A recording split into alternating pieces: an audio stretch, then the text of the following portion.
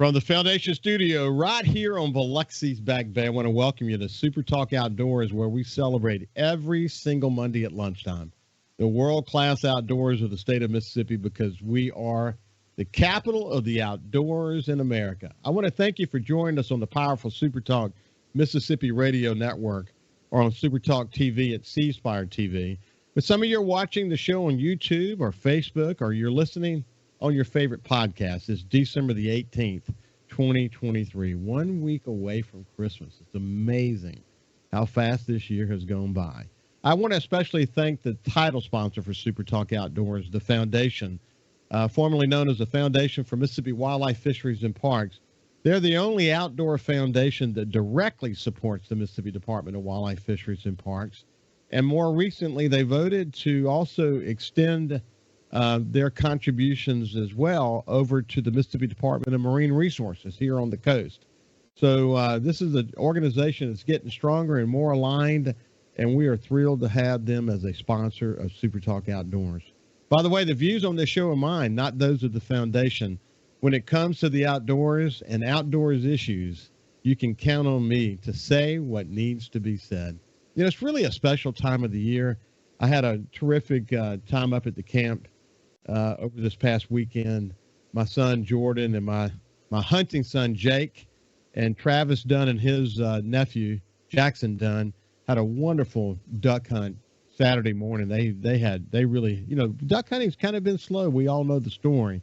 Hasn't been cold, don't have a lot of water, but they went out not expecting a bunch and had just a really good duck hunt. And then Jordan and Jake went again yesterday morning, and they got some gadwalls. They got some blue wing and green wing teal. I mean, they just had a great duck hunt. When you go out duck hunting and you don't expect to have a great hunt, and then you have a great hunt, it's just it doesn't get any better than that. Jordan said that he worked one group of gadwalls for literally about 25 minutes. They did maybe 100 passes. And he said they got low a couple of times. They probably could have shot, but they wanted them to finish. And so they worked them hard. And, you know, when you have a situation like that keeps you glued and makes you want to go back quick. In fact, Jake sent a note this morning and said he dreamed about cupping ducks. And it might have been the 100 Instagram reels that he watched of cupping ducks that just before he went to sleep that caused him to dream about it. But anyway, it's an amazing time of the year, and I hope everybody's having a wonderful time with family and friends. And I certainly know that I am. It's been a lot of fun for us. Hey, I want to welcome my friend Ricky Flynt, who's the project manager and supervisor over the Mississippi Outdoor Stewardship Trust Fund, something we fought so hard for, and we have it now. We're a couple of rounds into it. We're going to get an update from Ricky, but before we do anything, we're going to welcome him to SuperTalk Outdoors and see what he's been doing in the outdoors recently. How you doing, Ricky? Doing great. It's a good time of year. It's time to get outdoors. It's time to hunt. It's time to fish. It's time to get with family. It's time to eat good food, cook good food. I can't think of a better time of year. Yeah, my buddy Jake brought some Wagyu steaks up to the camp, and that's what we cooked Saturday night. People really enjoyed that, getting together.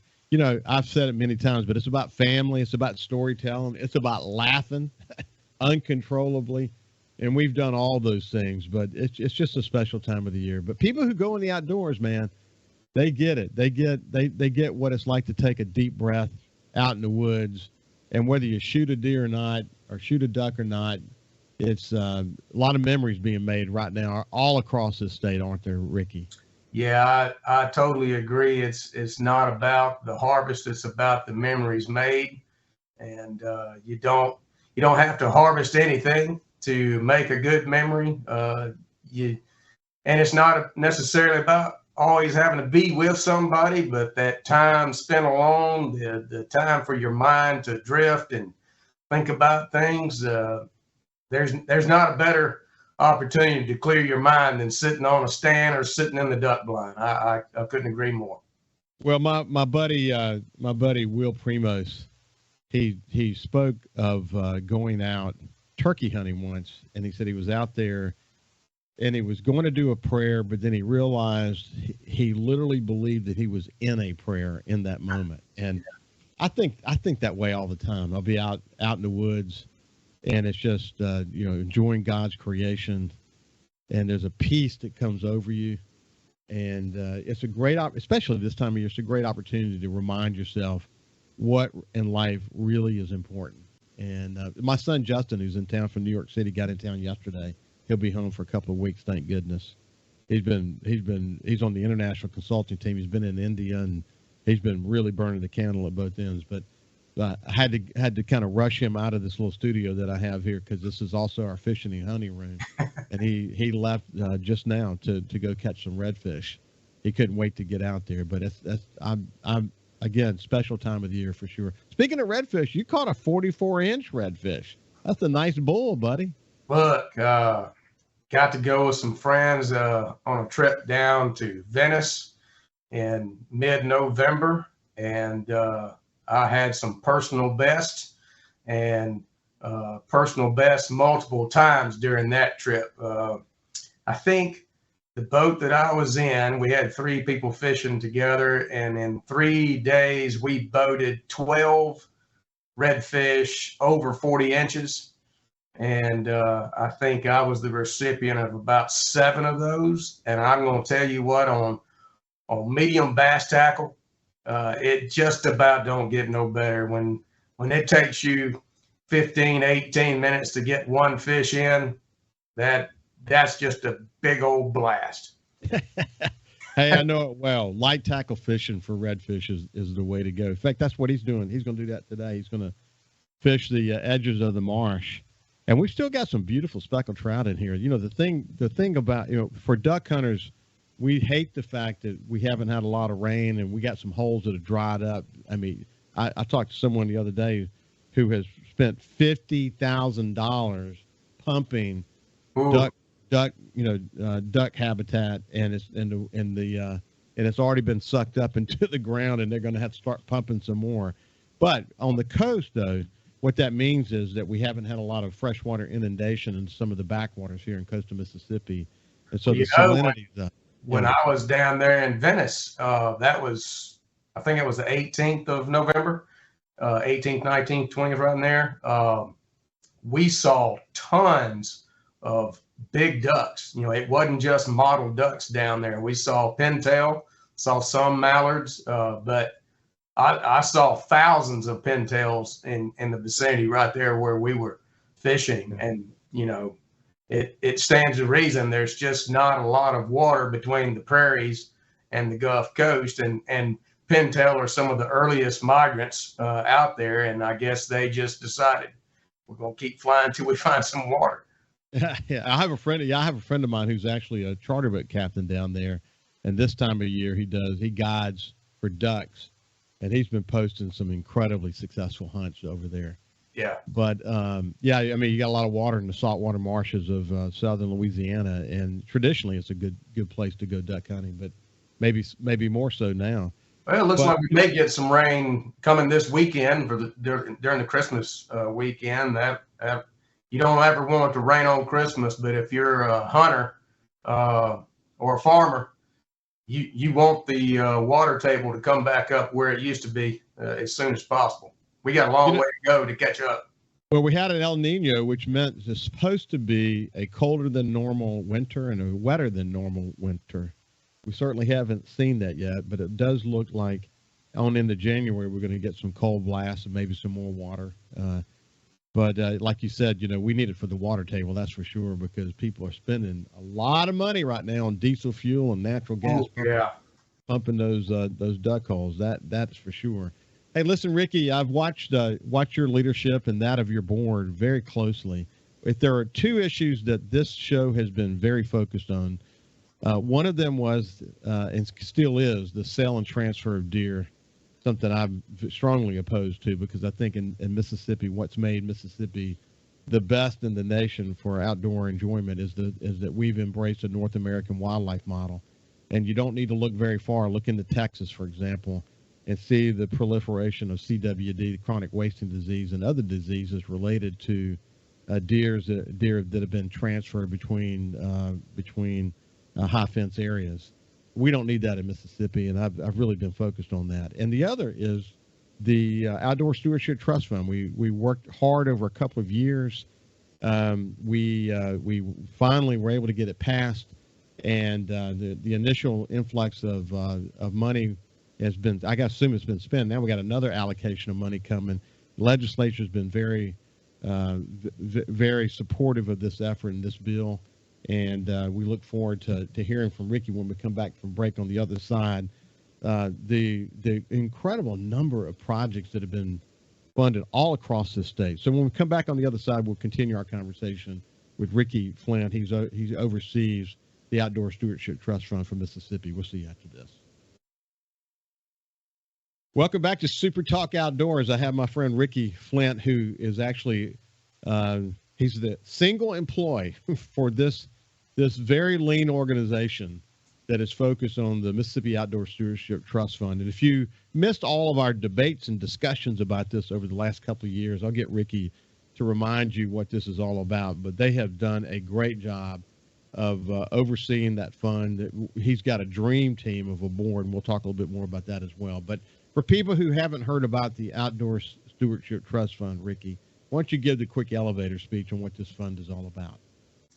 Yeah, so I'm very fortunate to have the opportunity to be a part of this Outdoor Stewardship Trust Fund.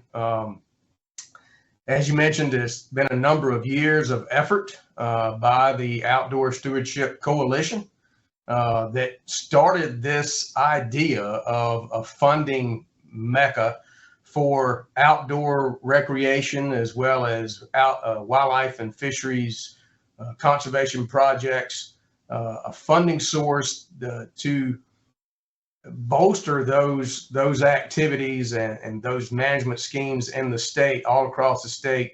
And it finally came to fruition in 2022 during a legislative session there. And there was unanimous support across the floor, both House and Senate, and we're very appreciative to them that they approved this funding project and appropriately added $10 million to the 2022-23 budget for appropriations to this entity, to this project. And we basically offer these funds to state agencies, municipalities, whether it's counties, towns, and cities, and also non-government organizations, to assist these entities with projects that are focused on wildlife conservation, fisheries conservation, access to public lands, access to public waters, nature-based outdoor recreation. Anything of those sorts are appropriate for consideration to be funded by our board. And like you mentioned, we have an outstanding 7-member board that has been appointed by the governor and the lieutenant governor from all across the state. Excellent, successful businessmen that have been able to help and guide this fund along the way. They started working tirelessly back in September last year, a year ago, getting things started. And then I was hired in February to start the program, getting it on its feet. And we've come a long way already. We took applications in January and February of 23. We received over 100 applications, 104 to be specific, for funding projects. And out of those 104, they were graded, scored by each of the board members. Then we ranked them, and then they looked at those projects based on the amount of funding available and how that money could be best dispersed across the state. And we funded 21 projects in Mississippi. They ranged from anywhere from $2.7 million to less than $9,000. And I think we have about 20 different entities, not 20, about 15 different entities involved. And we're excited about those projects. They've been given the notice to proceed back in October, and we are hoping that boots are on the ground and equipment is moving and starting some construction and work to help build wildlife and fisheries conservation projects and outdoor recreation for many communities across this state.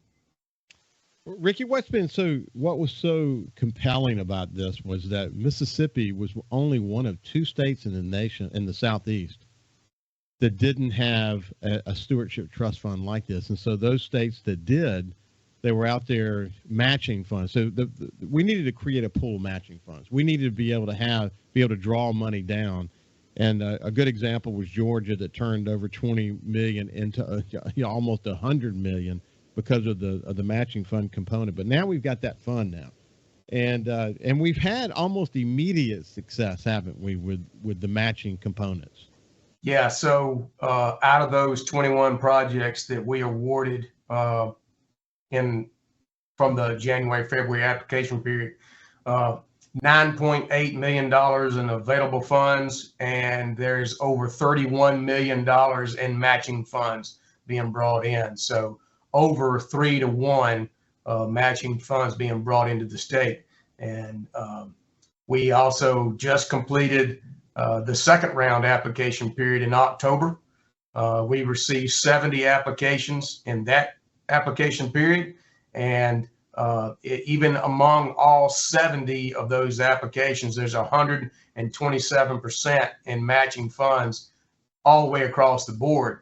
And I think by the time we rank some of those projects and look at the ones that are best fits for being awarded, it'll be much higher than 127%. Some of these projects are bringing in matching funds of anywhere from 9 to 14 to 1. So we're really excited about that opportunity.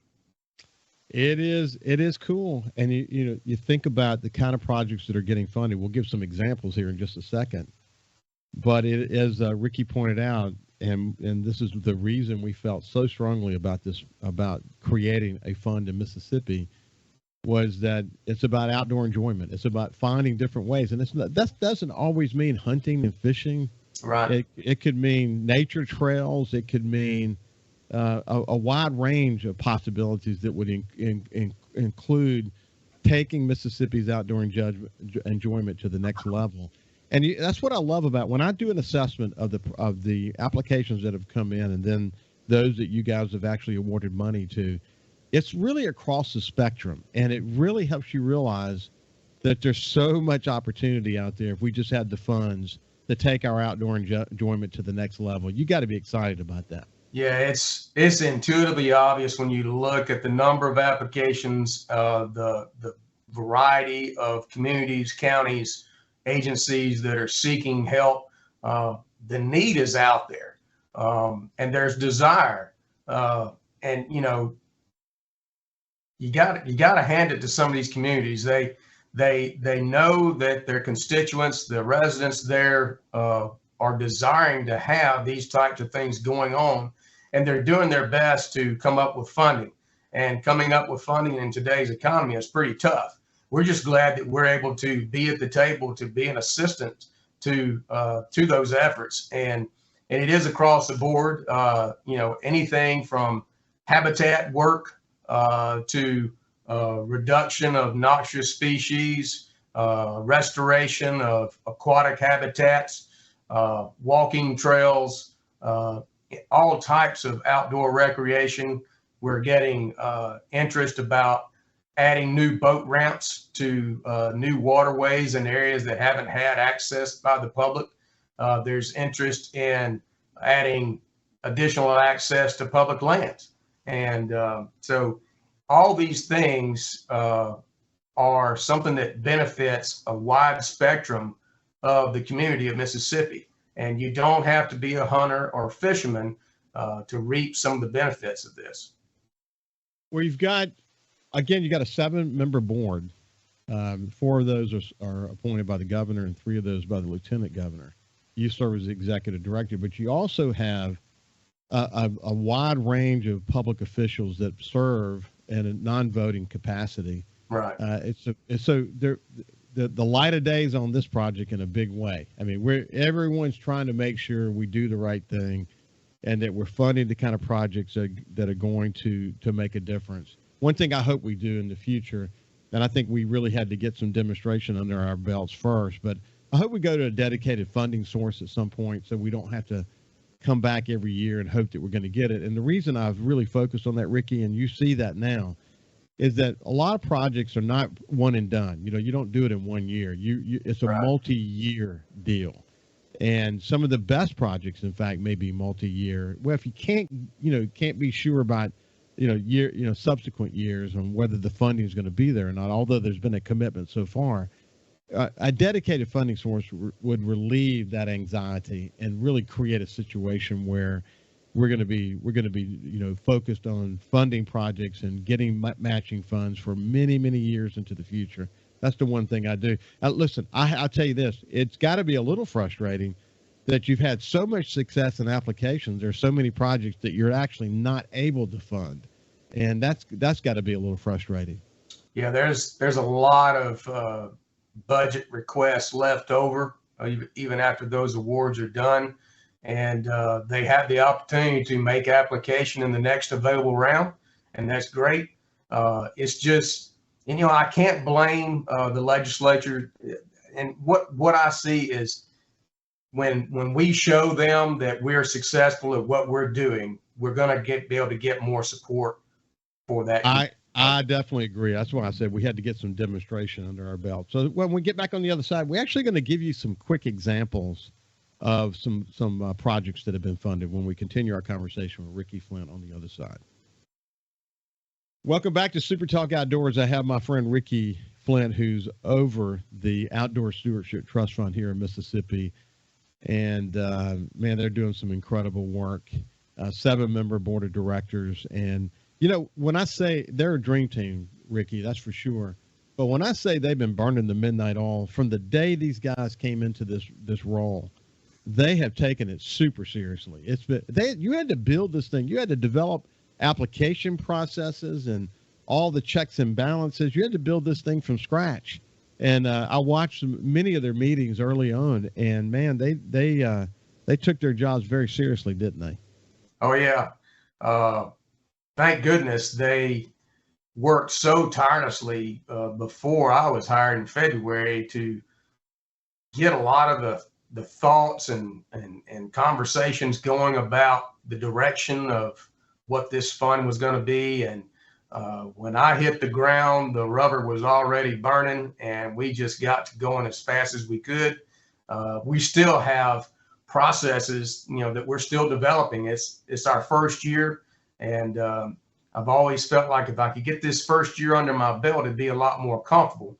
But I also know that there's a lot that's still yet to be developed, and we're working our way towards that. And we do have these other states like Georgia and Louisiana and other states that have similar programs, and we're able to converse with each of those organizations and get their ideas, get their experiences. How did you deal with this? How do you deal with this? And what were the problems? What were the benefits? And so I've been reaping as much as I can from those entities.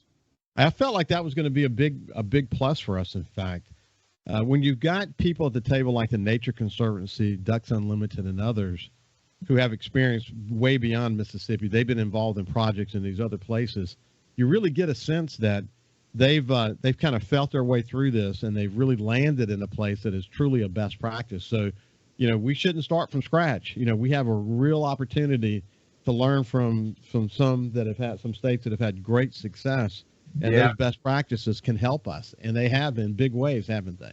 Between the coalition members and our ex officio members with the other non-voting board members, there's nothing wrong with having more minds involved to help think about things and plan things. And it has been great. I cannot say enough about the Outdoor Stewardship Coalition and their efforts and their continuation to walk along with us down this path and help us get down the path.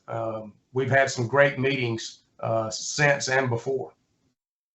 Yeah, man. Some really knowledgeable people like James Cummings for example, from Wildlife Mississippi, Absolutely. literally wrote the book on the North American wildlife model, and Ed Penning from Ducks Unlimited, and Alex Littlejohn, who used to be with the Nature Conservancy, who's got a big new national job now that he's going to make his impact. I'm not surprised to see him doing really well. And the foundation, who sponsors this show, they were deeply engaged in this effort to create an Outdoor Stewardship Trust Fund.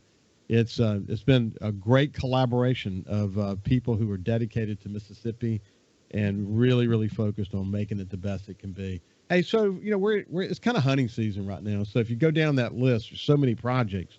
Why don't you highlight a couple that directly impact people who are spending most of the hunting community? Well, you mentioned James Cummings, and he's the director for Wildlife Mississippi, a nonprofit organization that is working so hard to conserve lands, preserve lands in this state for the interest of outdoors, hunters and fishermen. And our largest project that was awarded was the Pearl River Source Water Protection and Recreation Project, Phase 1, which is, for folks who may not understand where that is, that's the Fannie Mae Preserve that is located between Lakeland Drive, Highway 25, and the Ross Barnett Reservoir. There's about 4,000 acres of property there. Yes. You said Fannie Mae, but Fannie Cook. Just so I'm sorry. Golly. Fannie Cook. Okay. Thank you. The Fannie Cook. Fannie Cook was the founder of the Mississippi Game and Fish Commission back in the 1930s. So aptly named.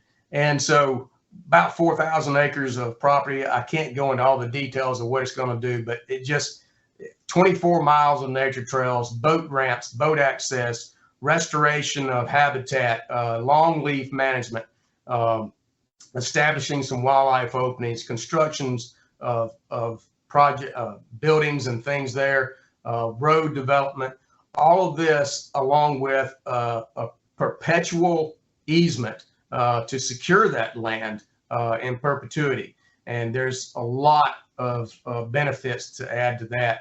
We also have a Mississippi Delta wetlands enhancement project that is going to be taking place on Mahana Wildlife Management Area and Howard Miller WMA. This will be renovating, restoring some of the levees and pumping projects that are there. This is done through Ducks Unlimited.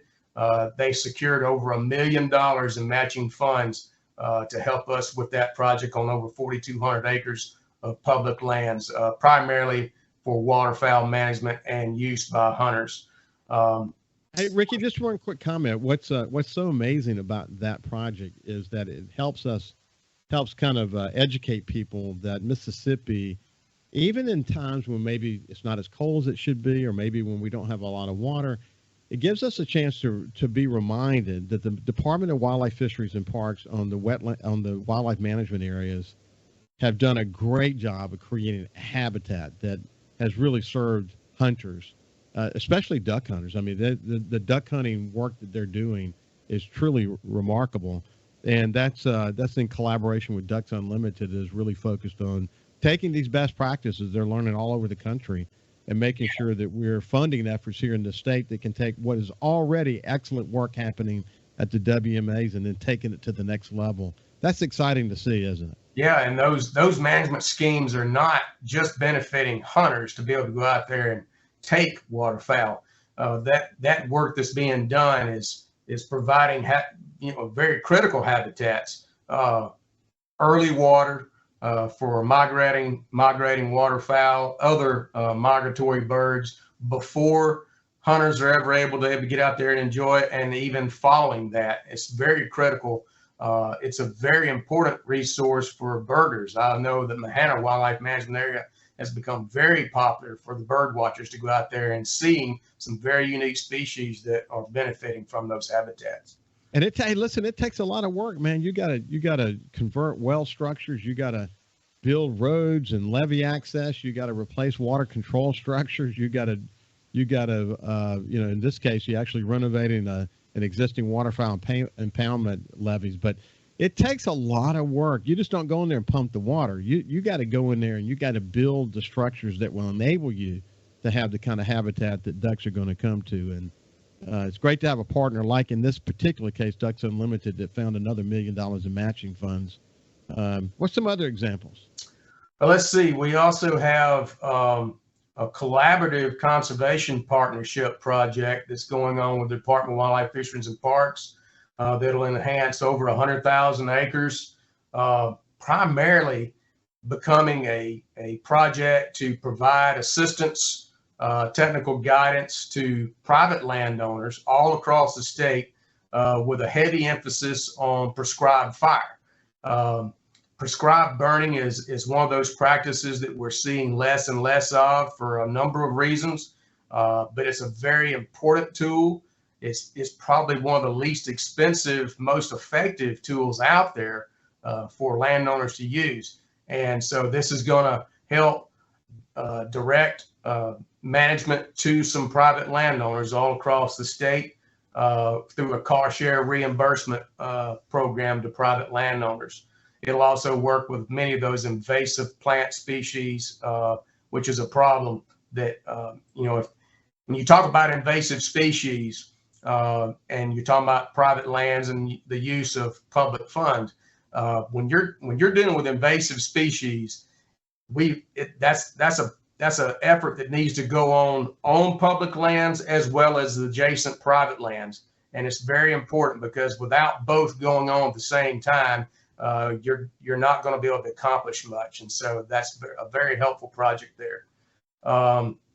We've got two projects that I'm very proud of that are directed towards outdoor recreation for disabled kids. We have one project at the Kamasa Lakeside Fish Fellowship down in Copiah County. And then we have another one going on at the Enid Fish Hatchery that will also help disabled access to fishing projects. I'm so excited about those projects. So much cool stuff happening as it relates to getting kids, especially disabled kids, out into the outdoors. And there's Ricky, a lot more. We just don't have time. I can't wait to talk more about that, for a matter of fact.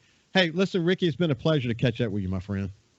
Absolutely. Always good to talk with you guys and see what's going on and spread the news about positive things in our state. When we come back, we have Larry Primo from the K9 unit for the Department of Wildlife, Fisheries, and Parks. We'll see you after this.